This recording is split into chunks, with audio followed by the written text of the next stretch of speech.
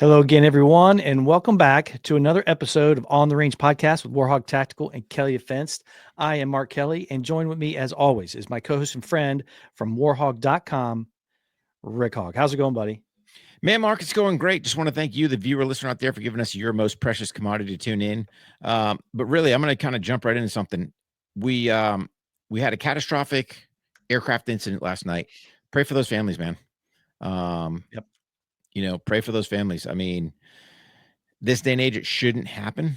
Unfortunately, it did. There's some speculations on things like that, and we'll jump into that stuff here in a little bit. But really pray for those guys. But for you, the viewers, listeners, I can't thank you enough for giving us your time to tune in. Greatly appreciated.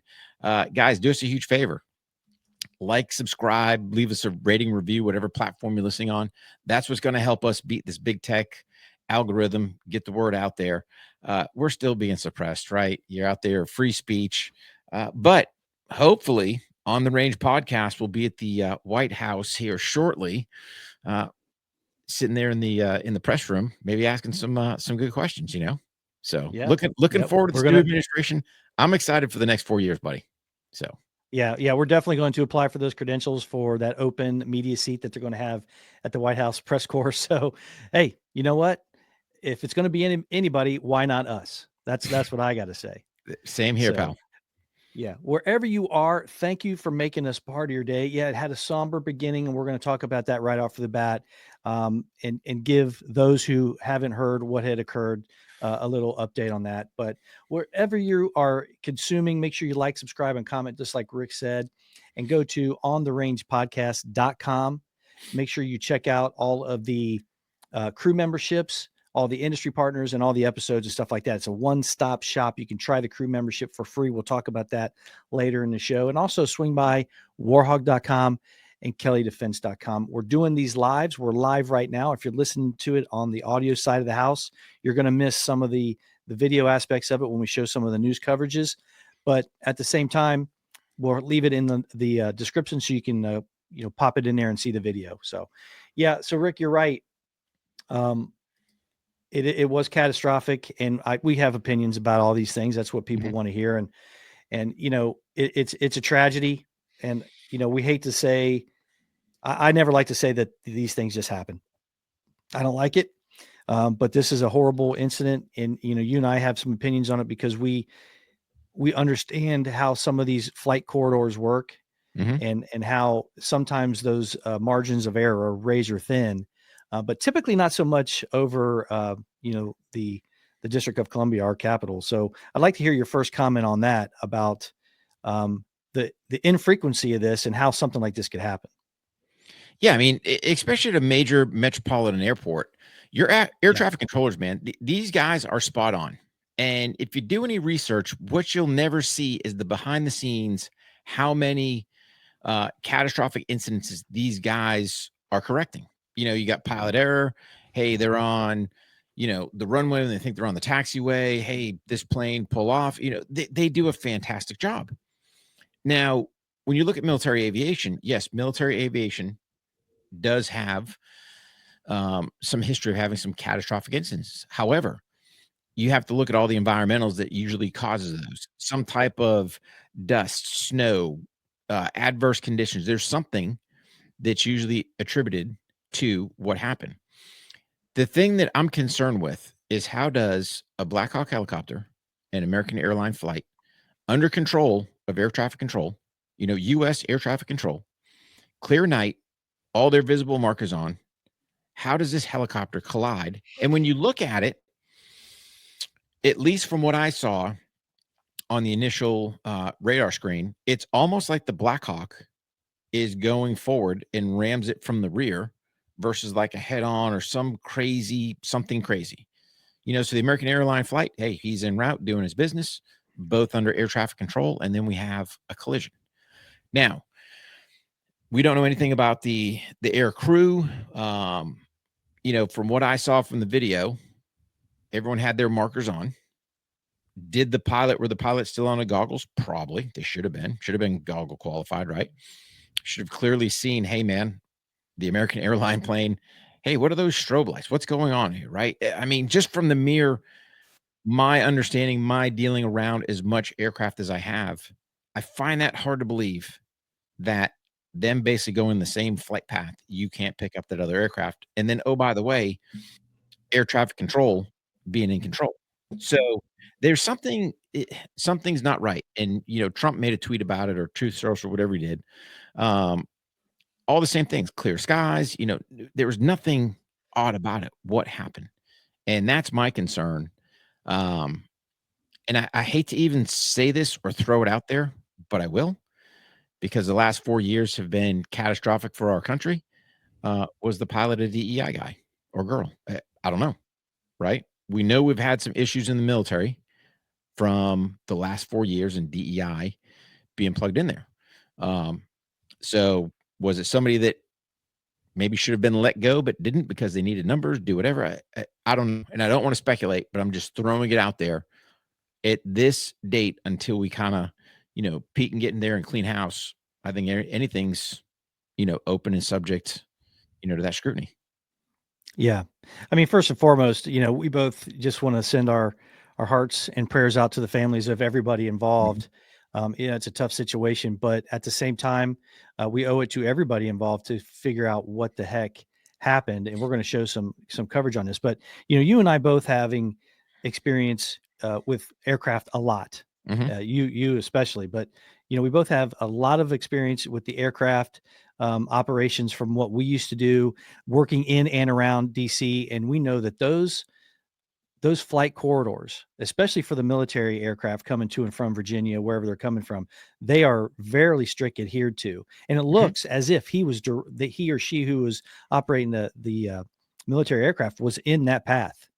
yeah. And like you said, that side collision means that they passed right in front of them and they clipped the back of the plane, and that was it. And everybody went down. So I don't know if especially on those waterways, which are used Mhm, a lot of it's not only where you are, windage wise, it's elevation because there's a lot of infrastructure going over those yep. waterways and all kinds of stuff. It's just a lot going on. And I don't know if maybe they got confused of where they were, their attitude or whatever, but we'll see what It happens. it But let's go ahead and run. Go ahead. but let me pause you for 1 second, Mark, right? Yeah. Um, knowing what I know, my experience I have, my cockpit time in a military aircraft, dude, there's no way, right? Yeah. That thing is run spot on. So you're looking at, how did both the pilot and the co-pilot totally blow this, right? Yeah. Because in your Black Hawk helicopter, you've got 2 pilots up there, Hmm. you know? Now, was the crew chief hanging his head out? Was he just hanging out in the back for a ride? Not even worried about him, right? But those 2 pilots, one of the 2 should have picked up something.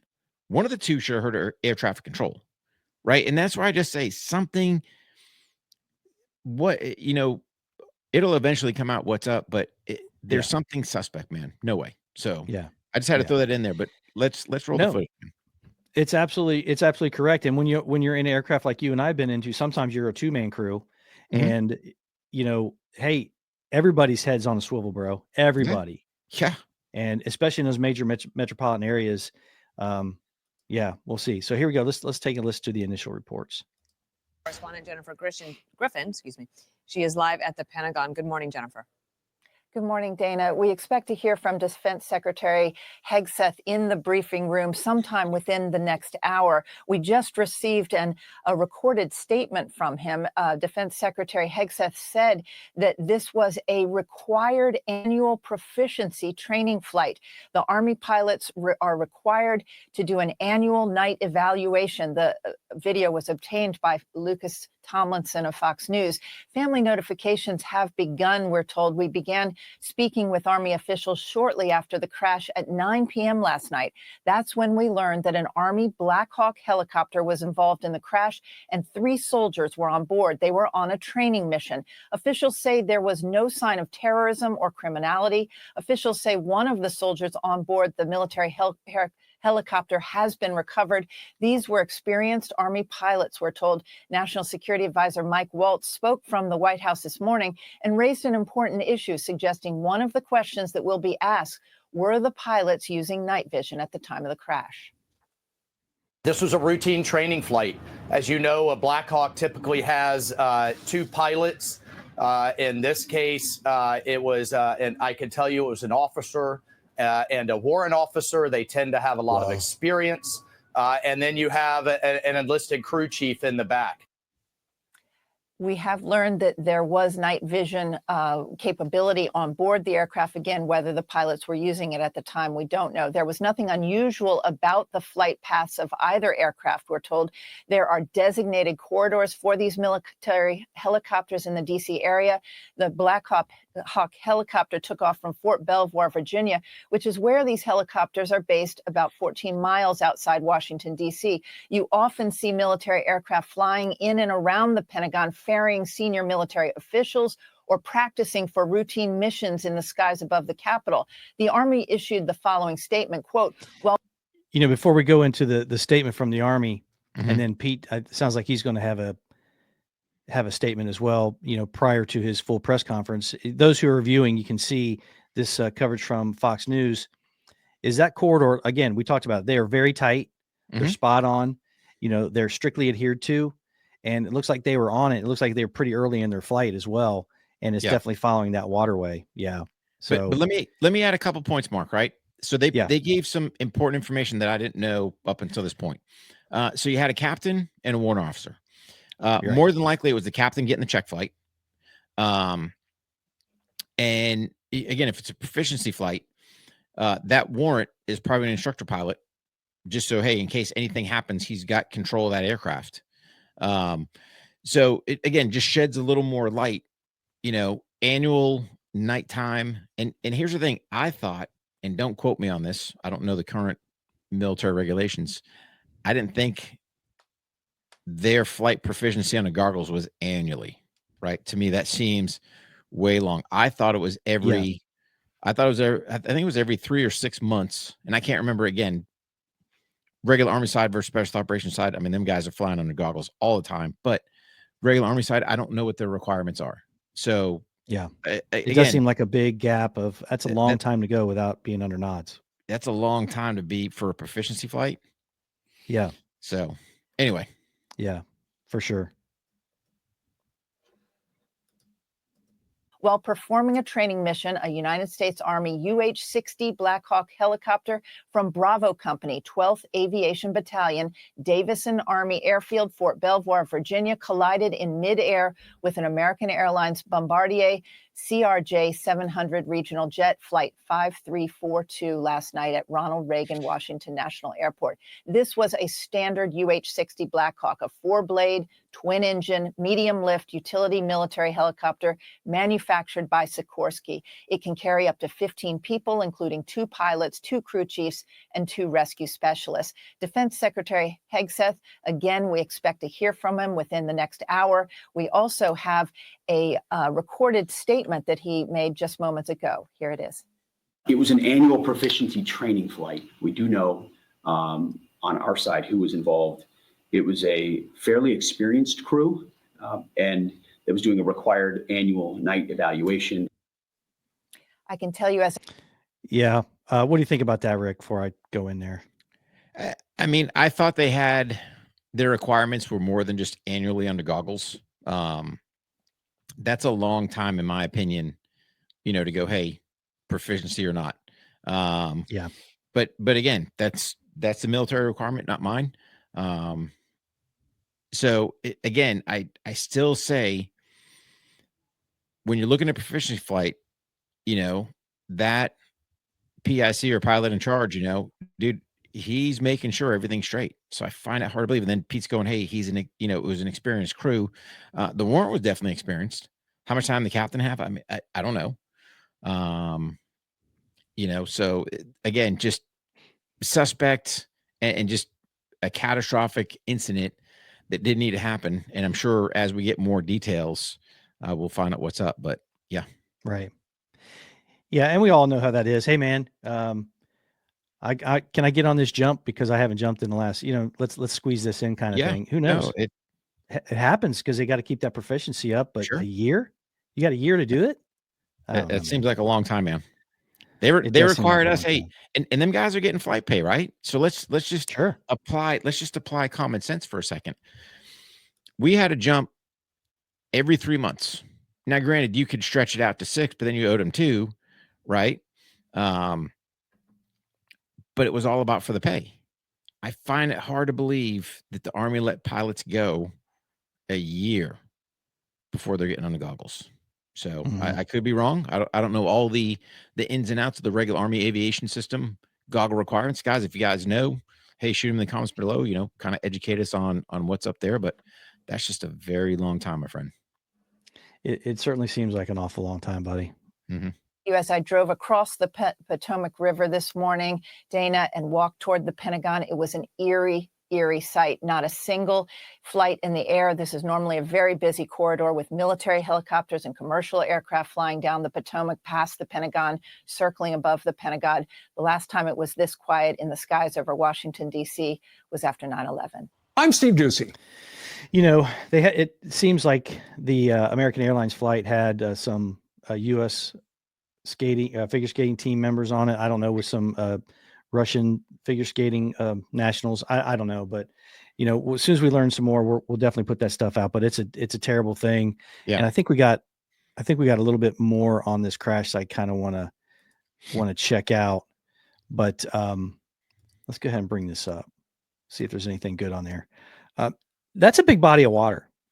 That's a big body of water. And they didn't really say how high up they were when the collision happened. They haven't given those type of details out. So it's not super high because I've seen the footage of the actual It doesn't crash. seem like it. Right.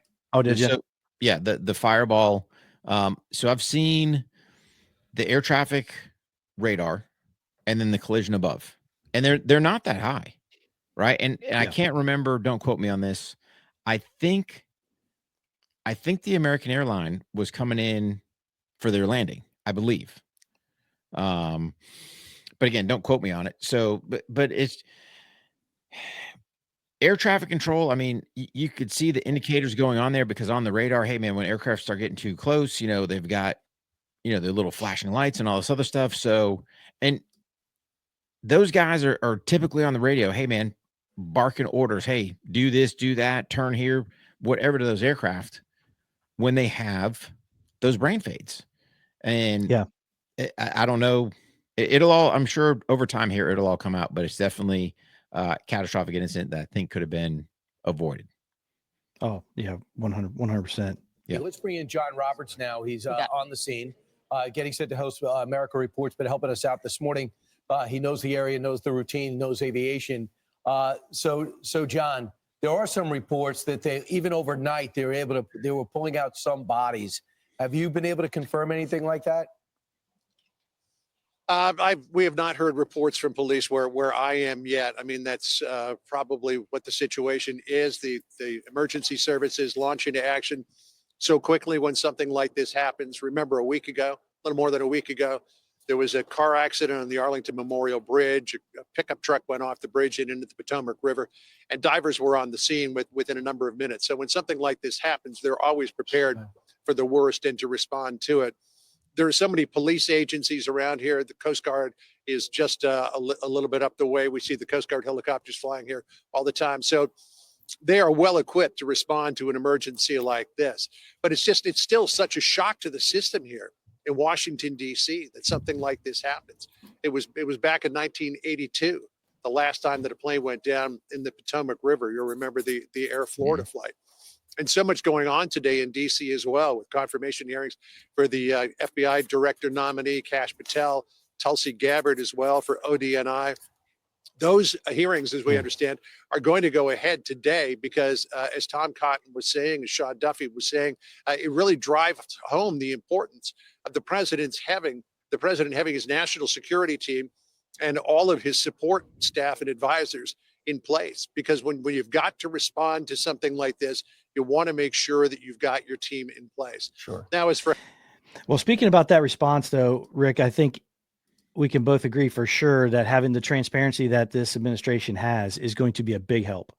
Oh, it's going to be a big help. Pete's already released something from his desk or from the war room, whatever they're doing for the response to this, and getting out some basic information like that seemingly is simple, but I don't know why this past administration and previous administrations haven't been that way. But the president is definitely committed to that. And it really allows everything to the temperature to go down, and the anxiety about certain things that already exist being unnecessarily affected by just putting out some basic information. That's it. I mean, at the end of the day, what people want to know, am I safe to fly? Yes. And was this a fluke? Was this, again, you've heard people talk, hey, was this an act of terrorism? Did these guys just lose it and decide to crash their helicopter? No one's saying that, but you want to squelch the rumor mill. And we all know at the end of the day, rumor mill and just drive stuff crazy. So right. If the more you can put the public at ease and just go, hey man, here's what happened. And once black boxes are recovered, everything else, they get all the input from air traffic control. It'll be pretty, evident what ended up happening here. But the transparency, man, that is all the American people are asking for. Just be transparent. Just tell us the truth, right? We've been lied to for so long that at the end of the day, we're tired of it. So my hat's off to the administration, coming straight out, making the statements. And I have no doubt that over time, we'll find out exactly what's happening. But something's going to take a little bit, right? They got to go fish some stuff out of the bottom of the Potomac. Once it's all recovered, decipher all that stuff. It's going to take time. So, yeah. And I remember he talked about that plane crash in 82. I remember that, man. It was a horrible snowy conditions. Aircraft was taken off, didn't get de-iced properly or something. That plane went into the Potomac, man. And those cats trying to swim over that ice and everything else, diesel fuel in the eyes, people couldn't see. And the response there was phenomenal as well. So DC, when it comes to, and I even hate to say the word aircraft accidents, but they have a great response. So, but when you look at that mid-air collision, man, it is just a fireball. And how do you survive that? I don't know. So, yeah. I mean, it's good to put those folks at ease when it comes to things like that, because that's the first thing that's on your mind. Oh my goodness, was this intentional? All that kind of stuff.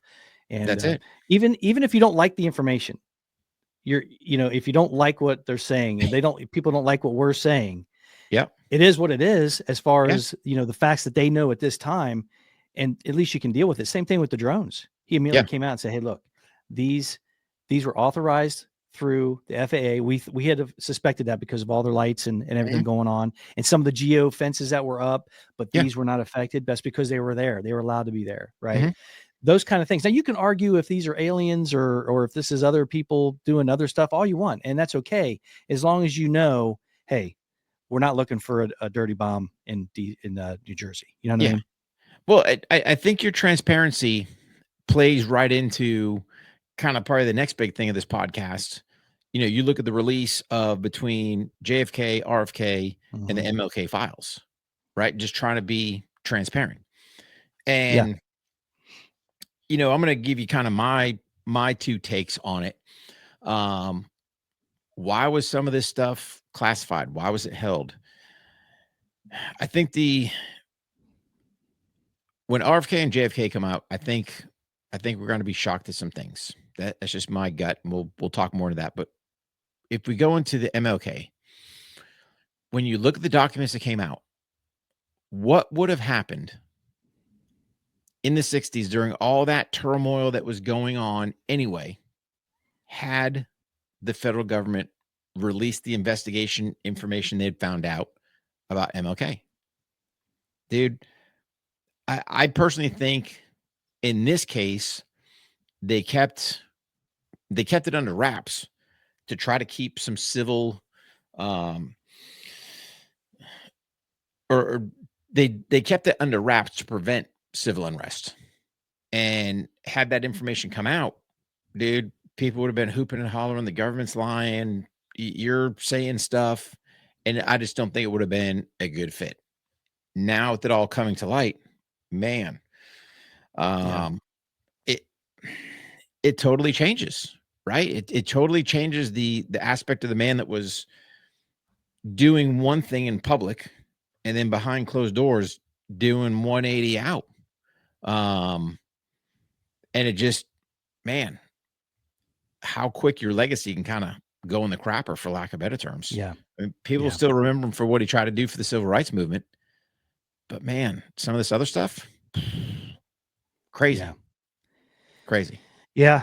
Yeah. And even the progressive, even when the progressives start to attack, his "I had a dream" Mhm. message, you're like, whoa, what do you mean? Isn't this what this is all about? And it's not. So you kind of learn a lot about them, the progressives, on that end too, because they don't want equality. They don't Nope. want everybody to be judged on their content of the character. They just don't. And that was, No. we like to talk about the positive things that we have, the people that are now no longer with us have done, rather than the poor. Mhm. But yeah, I hear it. And here's another thing too. You and I have talked about this in pre-production, and since we've been friends, that it's hard to believe that RFK and JFK are not linked. Oh, And those it's two, just terribly hard for me to believe that. yeah, those two are definitely linked. One thing on the MLK thing that kind of came to light too was his communist ties.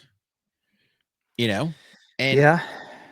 it's, you look at, we were in a very, man, that 40s to early 70s era, man. Oh, dude. Strange times, right? Communist Party, people having Communist Party cards. I say that. Oh, Kamala was still part of the party, but guys, I got to say this, right? You got the communists dabbling. They're still dabbling. Because if you think China, a communist country, is our friends for 1 second, they're not. They don't care about you. They care about No. globalization of their communist ideology. So don't forget all that. But to your point, Mark, 100% when the JFK and RFK files come out, 100% they're going to be linked. Because let's think about it. Bobby Kennedy was John F. Kennedy's confidant. Obviously, they're brothers, right? He was the attorney general. Those two directly, chatted every single day, had the same value, same mindset on things. And when it comes to light, Lee Harvey Oswald was not the shooter. There's no way, right? And I got it. We've been told this our entire life, and I got it, right? So at an early age, you sit there and go, okay, cool. But man, that Zapruder film and the autopsy photos proves otherwise. If you look at the Zapruder film, that shot he takes, had he gotten hit in the back of the head, basically the force of that bullet would have drove his head forward versus driving his head back. When you look at the back of his skull, because Jackie basically goes to the back of the car to retrieve part of his brain. Yeah. Right. I mean, so all the telltale signs is the shot came from the front. There's no way it came from the back. And then the Warren Commission, dude, when you look at the Warren Commission, when you look at the Warren Commission, that is such a piece of garbage document investigation, right? Like magically we find this pristine bullet. And I think I can't remember who they said it hit, right? Whether it was Governor Conley's forearm, because Governor Conley got shot up as well, right? This is the part that nobody brings up. Conley gets hit as well. So it's, whenever that comes out, if it was truly investigated, if it was truly looked at from all angles, if they really took this thing down the end, to sit there and say that Lee Harvey Oswald was the lone shooter, there's a Zapruder film proves otherwise. The actual physical body of JFK and the head wound will prove something else. You got to look at between his headshot, his neck shot, Conley getting shot up, right? Where are all these bullets coming from? Will we ever, is it investigated to the T? We'll see. But I think when Bobby went up and he said, "Hey, I'm going to run for president." Was he going to dig deeper into the Warren Commission? I think the Warren Commission was posted by then, if I remember right, because there was like they had announced that. I knew that when he was killed, that they had announced prior to that this case is closed and it's sealed. We're not.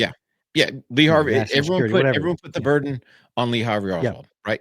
And of course, with Jack Ruby coming in and basically assassinating the patsy, well, how can you get any information?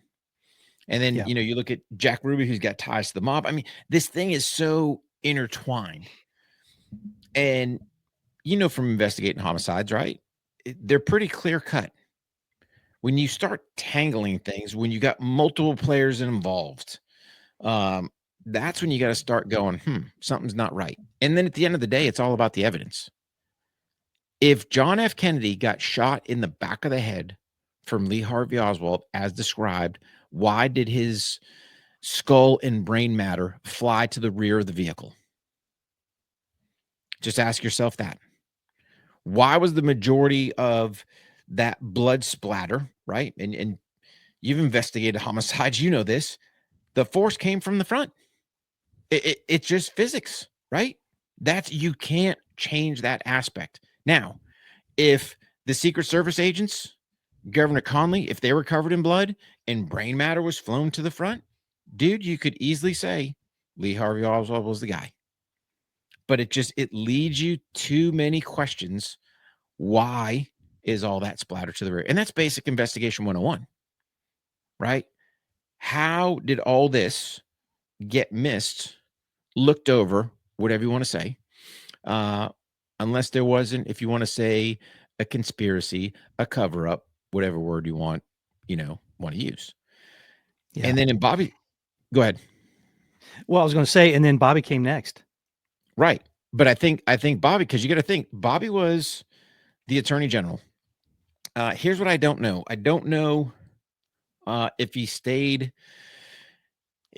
on with LBJ or if he stepped out. I don't remember what happened there. Right. And I really don't know how much was he digging, investigating, doing any of that other stuff. But I can guarantee you this, him making a run for president. That's what I was going to say. Right. You don't think my man's first order of business is tell me what happened to my brother? Who killed 100%. Exactly. 100%. Yeah. So anyway, folks, as you can see on the screen, if not, I'm going to tell you, if you're listening to the audio side of the house, whoever's listening or watching, you're awesome. Go to ontherangepodcast.com and try the crew membership. Try the crew membership for free. You get the all access package for 2 weeks.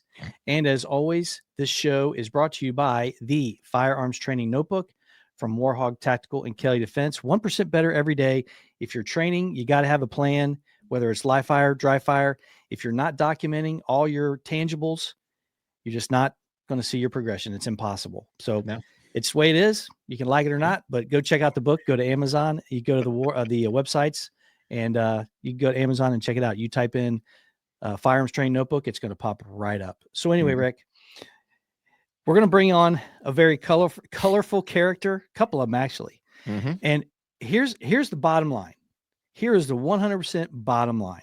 This guy is right about a lot of stuff. The fact that it comes out sounding super kind of quirky and a little bit nutty and flamboyant is irrelevant. Absolutely irrelevant. And here's another thing too. If someone, now some of the stuff with the Sandy Hook stuff, and look, anybody can have a strong opinion about that, and I'm sure it would be 100% valid why you came up with that opinion. But here's the thing. You cannot eliminate someone's opinion on every other thing because you don't like one terrible thing that they may or may not have done. You just can't do it. Even Joe Rogan has said, hey, look, this guy comes on here and he shows get great views because he's all over the place and he talks real fast. But my man is right. I have a friend. He's retired now from all the stuff that you and I used to do as well. And his life, for the most part, was a train wreck. For a train wreck. But he was one of those cats, and he was not well liked by the folks that were in charge many times. If he said something and he was 100%, involved and engaged in any kind of a process, you should listen to him. He was right a lot of the time. And that's the way I feel about Alex Jones. My man, there's a reason why people continue to listen to him. And then on the flip side of that, there's a lot of reason why people may want to shut him down. It's not because he's wrong. No, it's because a lot of times he's right. So he has on Roger Stone on the Alex Jones show, which is now on Twitter. And I want to hear your take on what you think about Alex Jones just before we get started.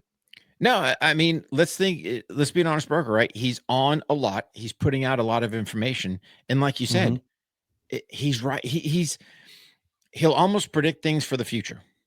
I know. Here's what's going on. Here's what I see. Hey, if this happens, that's going to happen. Hey, the deep state's doing this. Say what you want. Like you said, Mark, at the end of the day, you're like, my man's spot on. Right. And yeah, he's not blowing smoke or anything that's so crazy that you couldn't go, yeah, I could see that. I didn't see anything, super crazy or way out in left field, yeah. So one comment I did see on there. So as far as Trump declassifying the files about Kennedy first, so he gave them a 15-day. So they've got 15 days to get their stuff in order. So he's told them, okay. Hey, so that's why things are coming out, a little slower, because he gave them 15 days to get their stuff together. So I'm guessing probably with the MLK, his was probably the easiest file to release. And I'm sure as they get, who knows how much stuff is going to come out, where they're going to package it, upload it, all the stuff that they need to do to get those documents out there. So that's right. I just want to add that that was one thing he did put in there. They've got up to 15 days, and they'll probably take the full 15 days to get that information out. Yeah, because regardless of just openly releasing things, there are things that need to be protected that could affect folks who are, relatives or whatever. There are things that have to be considered. I'm not saying, hey, this is public information, we need to know it. I totally agree. 100%. Yeah. 100%. But I think the biggest thing is just getting it put, where they need to put it so that the public can access it. Yeah. So that's another big concern too. You want everybody to have access to it. Yeah. How many documents you need to scan and upload and everything else. So yeah. Yeah. And the president and the press secretary and his whole administration, I think they have proven up to this point very quickly that they are dedicated to that. 100%, not just the mainstream media. You're not getting it. Warhawk Tactical and Kelley Defense and On the Range podcast are getting it too. And matter of fact, we can have them in a seat if we want. You know what I mean? It's a breath of fresh air. Certainly. Because we've had this legacy media just feeding us crap. And you're looking at an administration where you have a press secretary who basically rolls out there. What's she need the binder for? She knows the agenda. She knows what she's going to say. She gets to the point and she's sharp, right? You got these. I'm going to hit it again, man, because this drives me bonkers. You have these reporters. Well, those 3,500 you reported criminals? Yeah, they're all criminals. What part of illegal, right? Stop changing the verbiage, to migrants and all. No, they're not migrants. They're illegal aliens. They crossed the border illegally. Bottom line. I'm sorry you use the app to sit there and register. That means nothing. That's garbage. Go through a legal point of entry. You getting your feet wet to come into the country, red flag number one, right? So anyway, I'm going to get off that soapbox and we'll get to Alex Jones. That's a valid point. If you wanted to use that app and all of a sudden they shut it down because other people were using it to circumvent the process, go blame them. Don't blame me. Yeah. No. But anyway, here's a little clip from the Alex Jones show on, I think this was last night. I like how he had, my man's a showman. Oh yeah. He's like, emergency show. It's an emergency show. They're all emergency. Count how many emergency shows he does. Everything's an emergency. Love the guy. So anyway, let's go ahead and listen to it. He's definitely a character. Oh yeah. The dizzying successes, the enemy off balance. How are they going to strike back? Let's not get too confident. The historic moment, having feds throw out this inspector general that's involved in a mutiny and reportedly other ones. I mean, this is dizzying. I got a lot of energy, just like you. Trump used to say he had a lot of energy, the most you ever knew. This is like, Naomi Wolf and Gavin McInnes, everybody sees it. Nothing phases him now. He doesn't even respond to their crap now. He's like beyond ice water in the veins today, in his blue tie up there. The command, and then like Melania's leveled up 5 levels, and she's like this sentinel firing lightning bolts out of her eyes behind him. This is archetypal. What the? I don't, folks. I am gushing because I was gushing over Musk. This was a history. These are the times people say you find out who you are in a crisis, and holy shit, what the fuck's going on with Trump? Because this is getting so good, I'm worried. Earmuffs, kids. Earmuffs. Well, Alex, first of all, thanks for having me. Secondarily, let me say that, ironically, I think Trump, who I think was a great president in his first term, despite the fact that some of the people around him thought their job was to delay, dilute, or derail his agenda.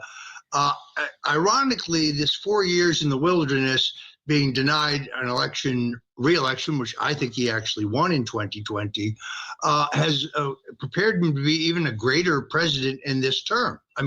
He is a force of nature. He is a Superman, and he's had 4 years at the same time fighting the tsunami of lawfare and waging the most spectacular comeback in American political history, but also to prepare to hit the ground running.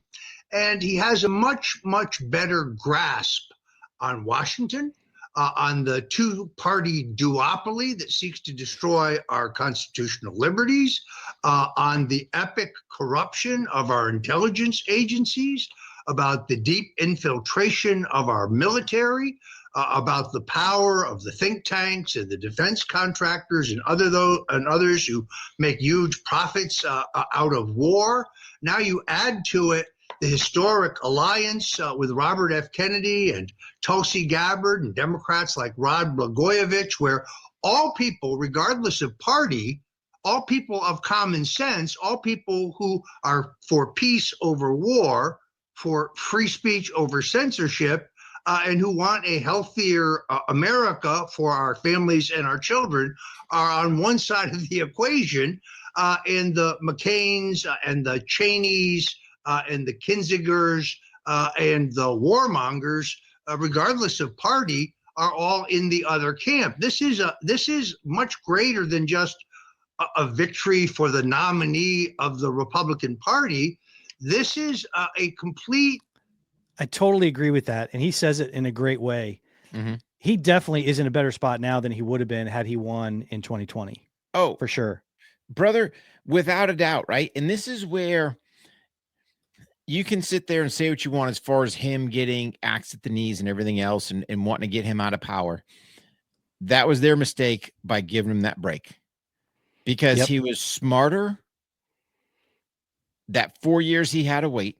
He established a team that is an absolute wrecking machine. When this cabinet comes together, and again, we're still going through the proceedings for that.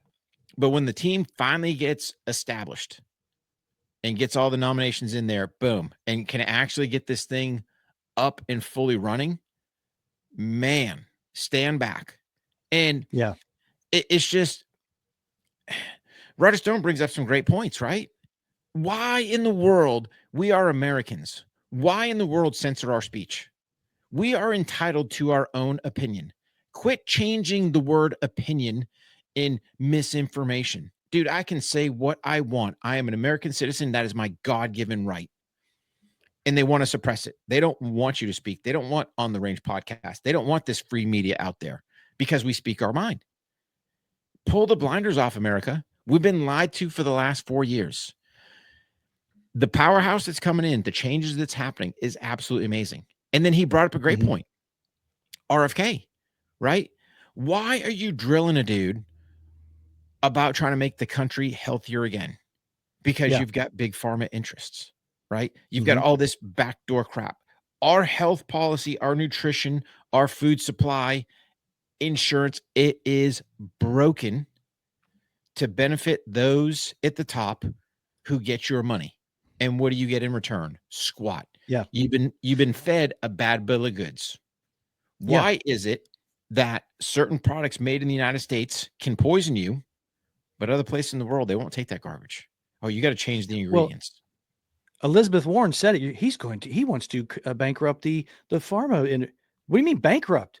They're making hundreds of billions of dollars. Okay. Bankrupt. I'm gonna pause you for a second. Let's think about this, Mark. When we were growing up as kids, did you ever see an ad for Big Pharma? Nope.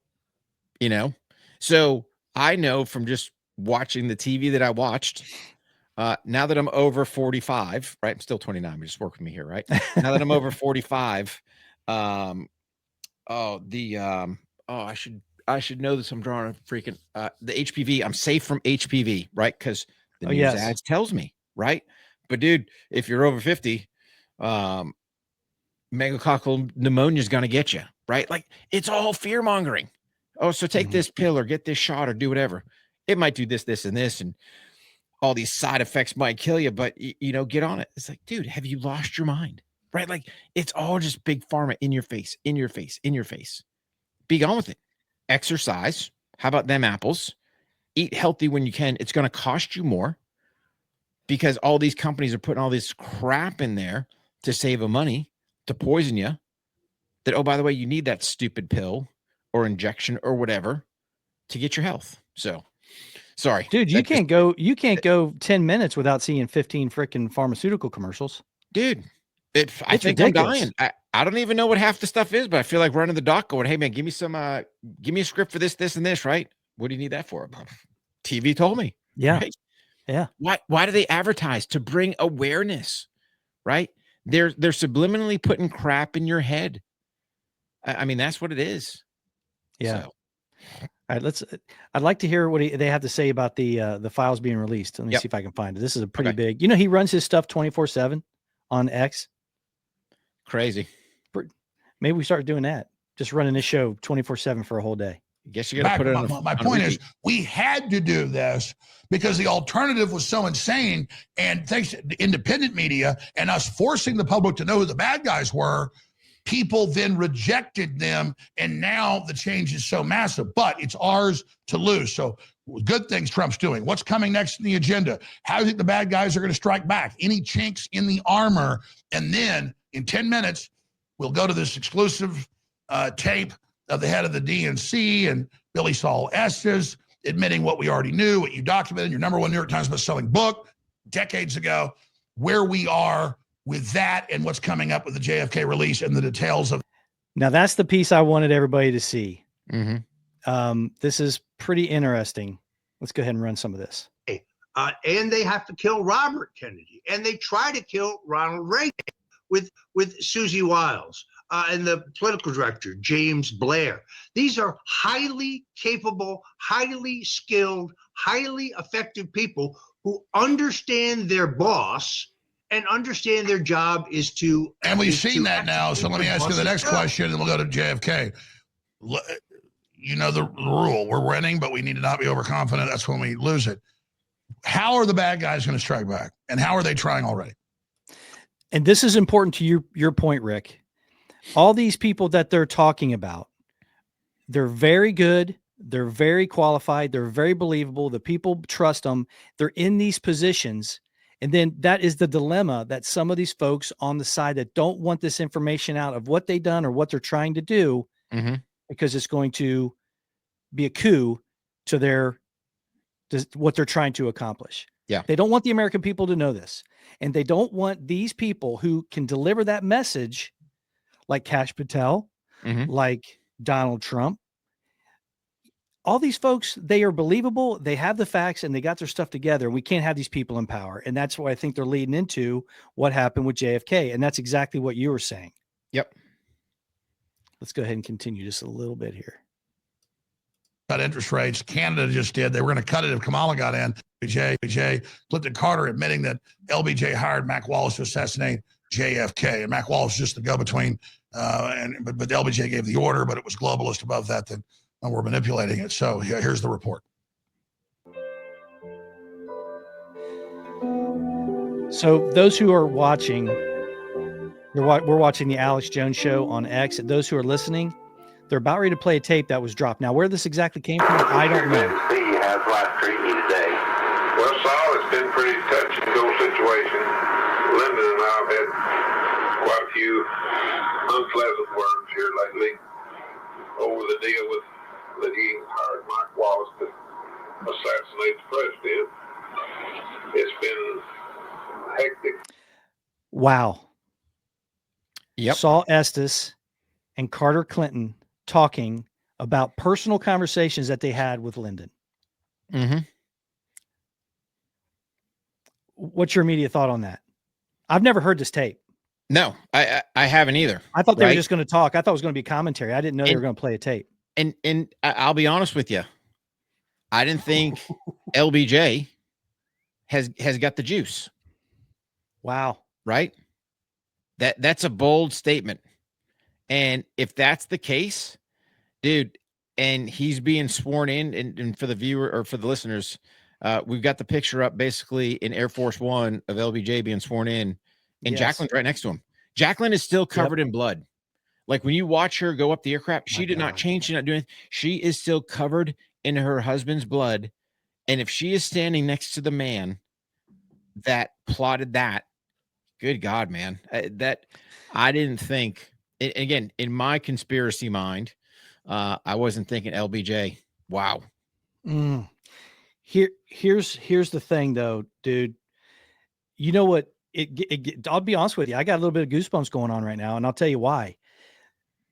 The savagery, dude, that it takes to do something like that. Okay, the savageness, and well, the savageness. But let's pause for a second, right? Typically, the vice president and president, there's some type of relationship there, right? So we can at least look for the Trump Vance. Hey, brought him on board, kind of interviewed, did all these things beforehand. You build a relationship with this individual. And to sit there and go have even the thought of the very man that you picked to help you run this country is the dude that just stuck the ice pick in your neck. Yeah. Wow. Yeah. And here's another thing too. And I hear the questions coming. Well, how do you know this is true? Blah, blah. Where'd this come from? Okay. Fair enough. 100%. And we're not saying that this is 100% authentic, good info. But let me tell you something. What we kind of set this show up. Alex Jones, in a million years, Roger Stone, in a million years, would never put that on there if they didn't have receipts. If they didn't have, it just wouldn't happen. And here's the thing, LBJ, I believe, like him and Nixon, they were big and heavy into recording everything, like all the conversations recorded, right? Oh yeah. That Oval Office Hoover tape recorder ran 24/7, 365, right? And you can tell, I mean, this day and age, it's hard to tell what's real, what's not, sounds pretty authentic, sound quality from the 60s, so yeah, let's play this some more, man. It's a bombshell. And after this is over, folks, I'm going to leave the link in the description so you can go watch the whole thing, but I'm going to watch the whole thing. But J. Edgar Hoover's out there running around, he's instrumental in the MLK stuff. So let's keep going. In every way, but we've lived through it this far, and I guess we'll continue to do so. Lyndon should have never issued that order to Mike, but we've had our differences, and I'm a true blue to Lyndon, as I've always been, and tried to carry out every order that he'd ever given me. But this is one I'll probably never be able to forget. And the times that we've had in Texas, and the embarrassment that Lyndon had gotten from Kennedy, I guess there wasn't anything else to do but what he did. Well, Lyndon could have really hit me if he would. Well, Lyndon's the kind of person that doesn't want to help anyone. He's all for Lyndon, and that's the way he's pretty much always been. Well, they had me backed up on that Henry Marshall. Oh, my God. Kind of blackmailed me to keep my mouth shut. And if I hadn't had a bunch of tapes that I played after he got killed, because, you know, 17 got killed in this situation very mysteriously. And I found. Now, I guess this is Saul, Mhm. who's indicating that at least 17 people were killed over this whole incident. Now, what the incident is, I don't know. Maybe it's the incident of the actual JFK assassination and the cover up. I don't know. Or is it stuff leading up to that? I don't know. But yeah, these two guys are in it. They're involved. Oh, so, you know, back then, you know, the truth's out there. It's floating, but it's one of those, man, you said it on tape. I don't know who's recording whose conversation, but listen, Lyndon's in it for Lyndon. Savagery, man. Yeah. That's treason at the highest level, man. It gets no more than that to order the assassination of a sitting president where you're the VP and you're going to slide in, right? What kind of savagery? And again, they make it sound like Kennedy had done something to LBJ where he got chuckled, heckled, whatever. I don't quite know the situation, but dude, I'm that was not. I'm blown away. Yeah, I'll be curious to see, dude. This just opened up a crazy Pandora's box. Well, could it be that Carter Clinton is totally 100% trying to distance himself from Lyndon? I mean, it could be construed as that. He's like, hey, man, this guy's out for himself. You know, I tried to do whatever I could for him, but this one, I just can't. Come on, dude. You're still alive. Yeah, for now. You're still alive. That says something about your involvement. Yeah. Wow. Well, I tell you what, I think it's best if, I can't wait to watch this whole thing. Yeah, no, and I hope everybody who's listening does the same. I think that's a pretty good ramp off point because, brother, we could probably be here all day, and I'm sure once we listen to it, truth comes out. But man, that was not what I was expecting. And here's the thing, guys, right?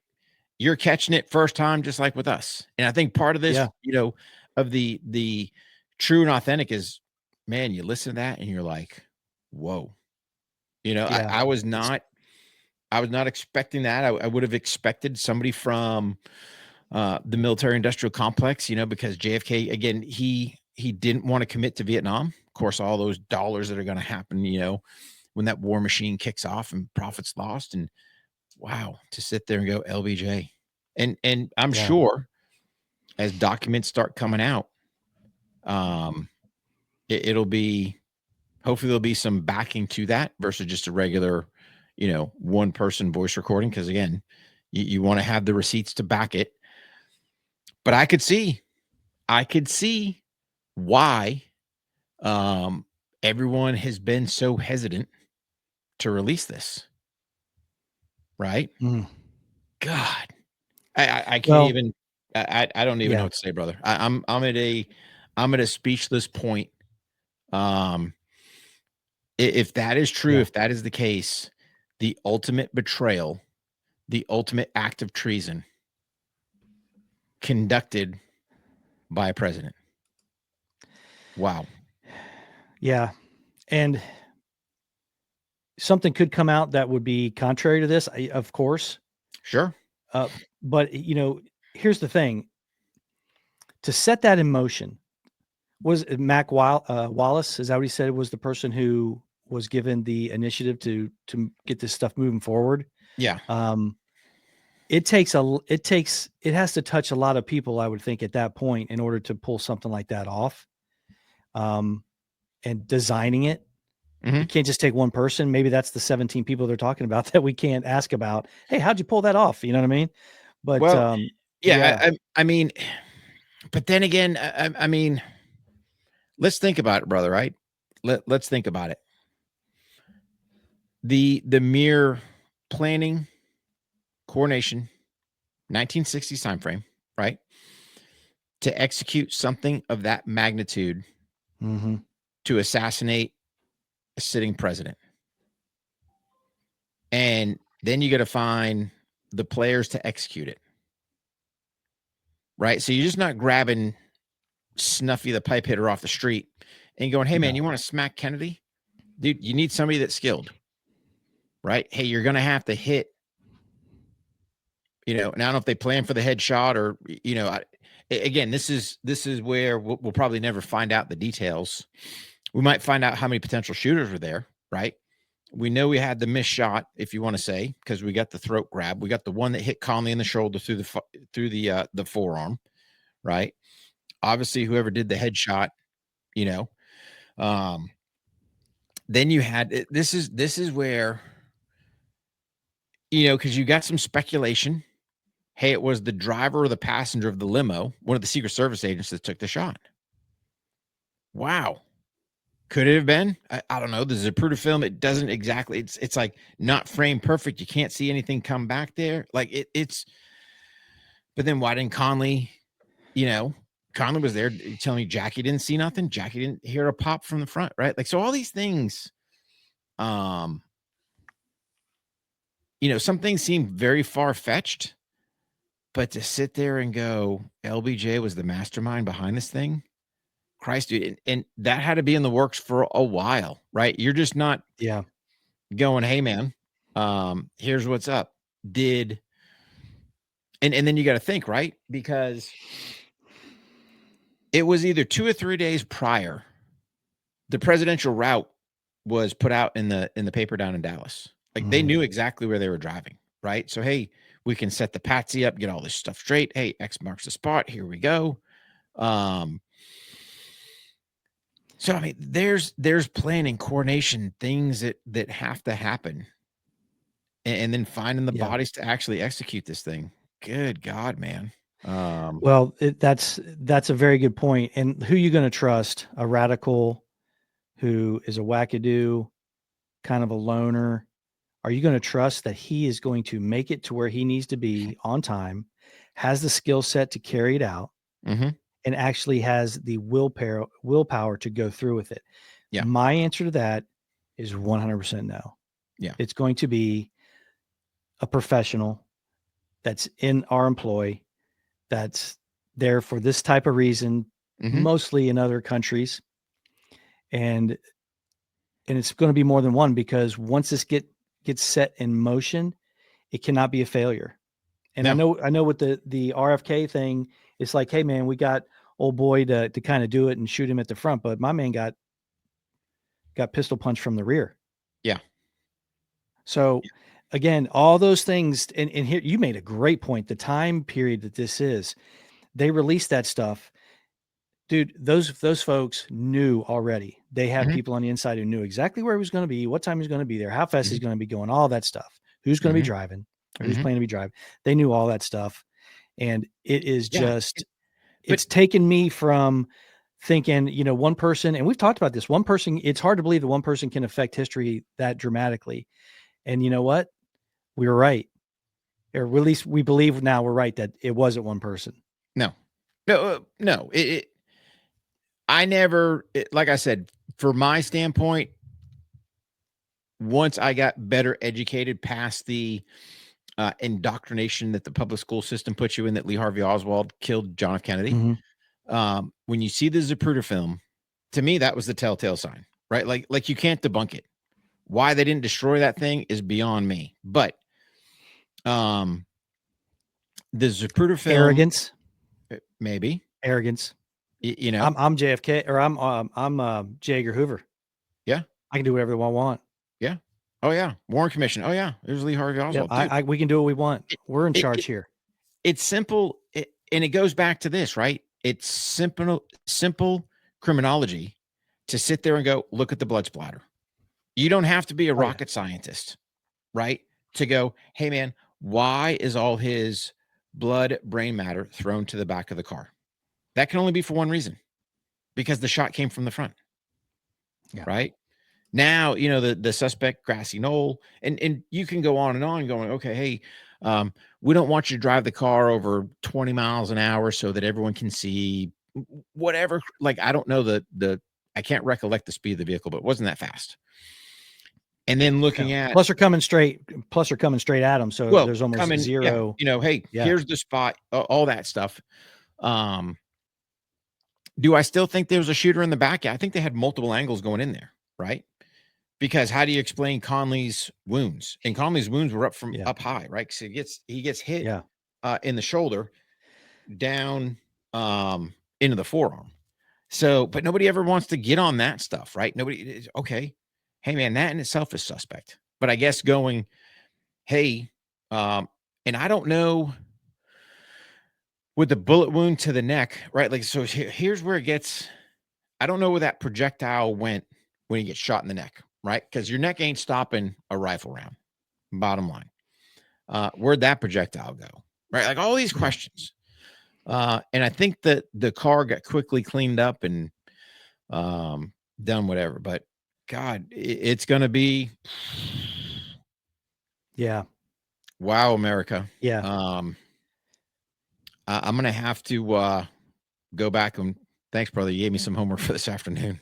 Oh, dude. Yeah. That's going to be a rabbit hole as soon as that stuff comes out. Mhm. And I'm sure that time period, like you were talking about, you say 15 days. It probably will trickle out because I think they're going to want to say, hey, look, we couldn't get it all out because it's still some of it's, getting scrubbed or whatever for my team. Just between and here's some stuff, but I'd like to see it all just come out. I would too, but yeah, can you? I mean, you're working full steam. God knows how many tapes. God knows how many documents, especially for JFK, right? Yeah. How many rabbit holes does it go down? How many roadblocks? Great but point. Dude, logistically, how many pieces of material are there? You know what I'm saying? It's just, I very good point. So if they can't get through it all, then let's hope they're putting it out as it's available. Just keep putting it out. Yeah. Well, they've got the mandate of 15. So I think like you're saying, hey, at 15, here's something more to follow because we don't have the capability to get it out there. Right. And there's going to be some technologies because I'm sure it's going up online. Hey, you've got to find a server to host it. You got to scan it. Dude, that's going to be a robust system in itself. Yeah. So, man, whoo, was not expecting that. Mm-mm. Was not expecting that. Wow. It does kind of seem like old boy Carter Clinton was just trying to distance himself. Doesn't mean it's not true. No. And that's a bold statement. Let's think about it. Mm-hmm. That is a very bold statement. I don't know the exact date on that recording, but sometime in the 60s there,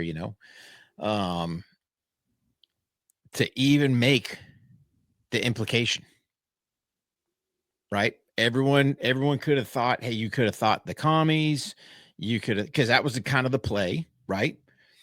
Let's set Lee Harvey Oswald up. He's got ties to communists. Anti-American stuff. He's been to Cuba, yada, yada. Okay, cool. There's your patsy, right? Playing the, so, hey, man, what are the Cubans doing or the Russians killing freaking Kennedy? But to go, Lyndon? Ooh. Yeah. Yeah. Why distance yourself from the president if he had nothing to do with it? Why would you feel the need to do that? It's a good question. Not only is he said he gave the order. Yeah. Yeah. Evil, man. Wow. God. Yeah, that's crazy. Anyway, folks, make sure you go to ontherangepodcast.com. Thanks for joining us. Had a blast on this live, and I hope everybody's jumping on the comments. Had a lot of good comments from Diamond Dog. I like that name. Make sure you go there and you check out the crew membership at ontherangepodcast.com. You can try it for free. There's also a free membership, but if you want to get the good stuff, there's minimal tiers that you can join, and it's just to keep the lights on so we can keep that content coming, because what we're trying to do is be 1% better every day, try to push the training side of the house, the fitness side of the house, and the lifestyle of being someone who just wants to be better, be an asset. And that's what it's all about. So make sure you go to warhog.com, kelleydefense.com, and sign up for our news lists and newsletters. Rick does a really good job and has a lot of articles that come out on those, his newsletters. So make sure you check that out. But no, man, great episode again. And I really like these lives.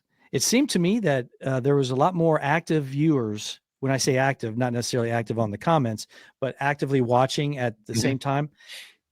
The earlier show was a little bit better. So we'll have to keep an eye on that. But we're really enjoying the live shows that we do a couple times a week, and then we'll do one from the studio. And then with that, you get the bonus content with the crew memberships when we get the bonus content out there, and it goes straight to them, exclusive to them, all the behind scenes stuff. It's a lot of fun. Yeah. But yeah, good to have you here, buddy. Go ahead. Yeah, no, I just got one thing before I close it out here. So guys, February 6th and 7th, if you're a law enforcement officer in the Holt, Florida area, that is the panhandle of Florida. So whether you're in Florida, Alabama, Georgia, if you're within the vicinity of Holt, come on out. That is free law enforcement red dot pistol training. We'll provide the pistols, optics, and holsters. All you got to do is provide 400 rounds of ammo and get yourself a free day of training. You will get a copy of the firearms training notebook as well, and we will make you 1% better. I guarantee.